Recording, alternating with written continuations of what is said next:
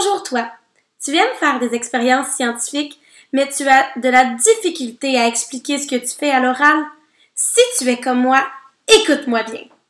Cet été, je suis allée voir la mer dans les pays chauds et j'ai remarqué que l'eau était transparente comme l'eau que je bois, mais qu'elle goûtait salée. Je me suis alors demandé s'il était possible de fabriquer de l'eau salée qui ressemble à de l'eau que je bois. J'ai donc demandé à mon professeur si nous pouvions effectuer une expérience avec de l'eau salée et elle m'a dit oui.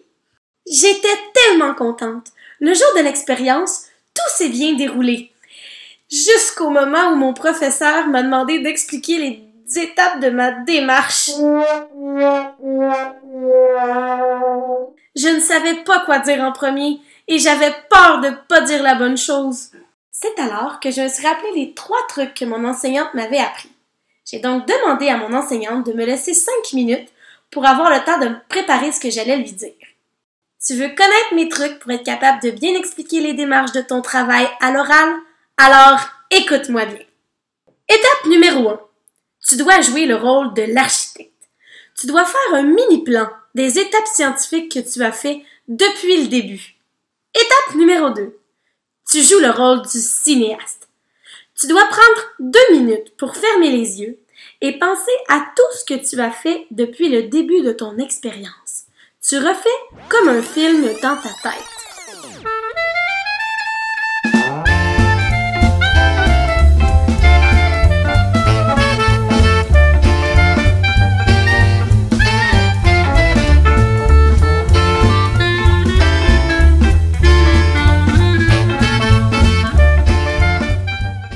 Numéro 3. C'est maintenant le temps de jouer le rôle de l'orateur.